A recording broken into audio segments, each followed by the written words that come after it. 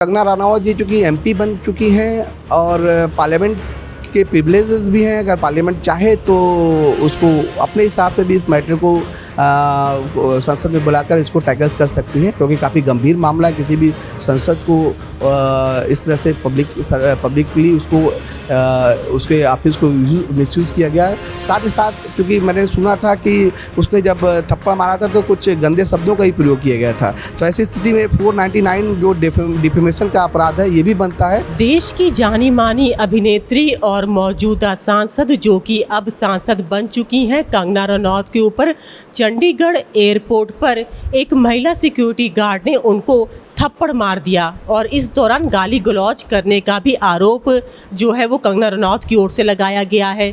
यह मामला काफ़ी हाईलाइटेड हो चुका है और अब तेज़ी से तूल पकड़ रहा है। यही हम आपको जानकारी देने के लिए आ गए हैं कि आखिर इस तरह के मामले जब होते हैं, जब किसी उच्च पद पे बैठे अधिकारी के साथ ऐसा कुछ होता है तो हमारा देश का कानून क्या कहता है और किस तरह की कार्रवाई ऐसे मामलों पर होती है। यही जानने के लिए आज हम आ गए हैं लखनऊ विश्वविद्यालय के जो दूसरा कैंपस है यानी न्यू कैंपस के लॉ फैकल्टी के डायरेक्टर डॉक्टर राकेश कुमार सिंह के पास और उनसे जानते हैं इसकी पूरी जानकारी। जो कल की जो घटना थी, जो किसी चंडीगढ़ एयरपोर्ट के सीआईएसएफ की जवान महिला कांस्टेबल ने फिल्म स्टार कंगना रनावत जी को, जो कि अब एमपी भी बन गई हैं, उनको जो थप्पड़ मारा था, ये घटना काफ़ी दुर्भाग्यशाली है।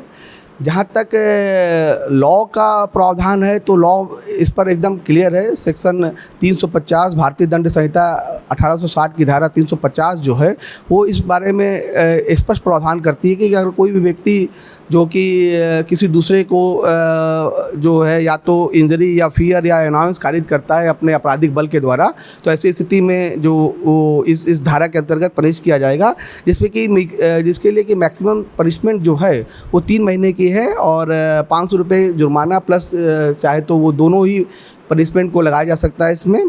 साथ ही साथ अगर कंगना रनावत जी चूँकि एक पब्लिक सर्वेंट भी हो चुकी हैं तो ऐसी स्थिति में सेक्शन 353 जो है आईपीसी की धारा कि कोई अगर पब्लिक सर्वेंट को उसे कार्य करते हुए अगर कोई क्रिमिनल फोर्स का यूज़ करता है तो ऐसी स्थिति में ये धारा जो है काफ़ी गंभीर हो जाती है और कम से कम मैक्सिमम पनिशमेंट जो है 352 में जो है वो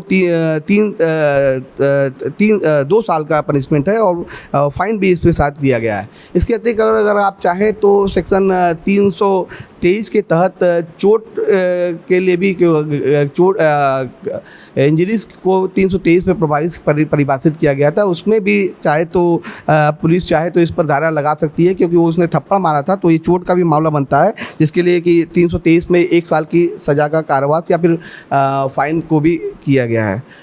चूँकि एक दूसरे पहलू से देखें कि कंगना रनावत जी चूँकि एमपी बन चुकी हैं और पार्लियामेंट के प्रिविलेजेस भी हैं। अगर पार्लियामेंट चाहे तो उसको अपने हिसाब से भी इस मैटर को संसद में बुलाकर इसको टैकल्स कर सकती है, क्योंकि काफ़ी गंभीर मामला है। किसी भी संसद को इस तरह से पब्लिकली उसको उसके ऑफिस को मिसयूज़ किया गया है। साथ ही साथ क्योंकि मैंने सुना था कि उसने जब थप्पड़ मारा था तो कुछ गंदे शब्दों का ही प्रयोग किया गया था। तो ऐसी स्थिति में 499 जो डिफेमेशन का अपराध है ये भी बनता है, जिसके लिए कि अगर कोई व्यक्ति शब्दों के माध्यम से क्योंकि कंगना रनावत इस बार भारत के नहीं बल्कि दुनिया की बहुत अच्छी एक्ट्रेस हैं और पब्लिक में और पब्लिक डोमेन में उनका काफ़ी नाम है, तो उसकी एक आइडेंटिटी है और काफ़ी रिपूटेड महिला है। अगर आपने शब्दों के माध्यम से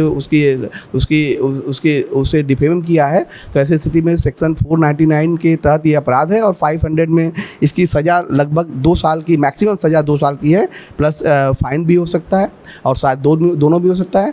इसके अतिरिक्त अगर हम चाहें देखेंगे तो CISF की अपनी अलग डिसिप्लिनरी कमेटी चाहे तो इस मामले की जाँच करके उसके खिलाफ सस्पेंशन या टर्मिनेशन का भी जो भी आदेश है मैक्सिमम वो कारित कर सकती है। वो मैंने सुना है कि इसको सस्पेंड भी कर दिया गया है, तो जाहिर सी बात है कि सस्पेंशन के बाद इस डिसिप्लिनरी कमेटी जो है ये विचार करेगी कि इसकी सर्विसेज को कंटिन्यू रखनी है कि नहीं रखनी है।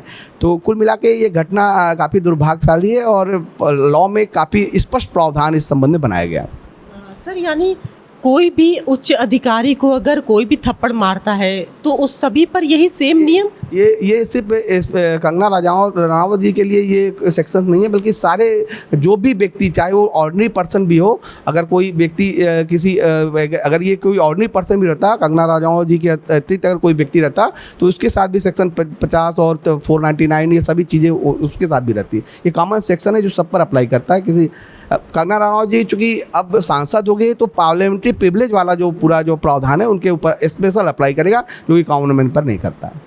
सर, मेरा एक आपसे आखिरी सवाल ये भी है कि अगर जो इस तरह की कानून है, क्या इसमें किसी भी तरह से, जैसे वो सस्पेंड हो गई अभी, तो क्या उसे बहाल हो सकती है वो?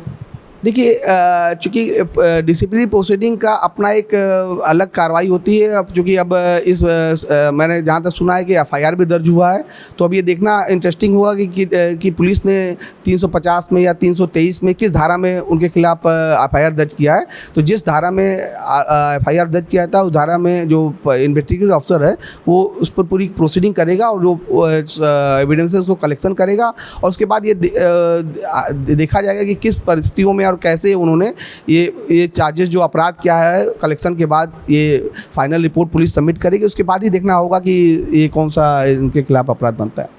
तो यकीनन डॉक्टर राकेश कुमार सिंह ने बहुत महत्वपूर्ण जानकारी दी है। उन्होंने यह भी बताया कि क्योंकि कंगना रनौत अब सांसद बन चुकी हैं, उनके पास सांसद क्षेत्र में जो कानून होते हैं, जो अधिकार होते हैं, वो भी हैं। ऐसे में किसी सांसद के साथ गाली गलौज करना, उसके साथ मारपीट करना एक दंडनीय अपराध है और कानून के तहत सख्त से सख्त कार्रवाई ऐसे मामलों पर की जाती है। तो यकीनन ये जानकारी आपके लिए महत्वपूर्ण रही होगी। तब तक के जुड़े मेरे साथ, मैं लखनऊ से अंजलि सिंह राजपूत, न्यूज़ 18।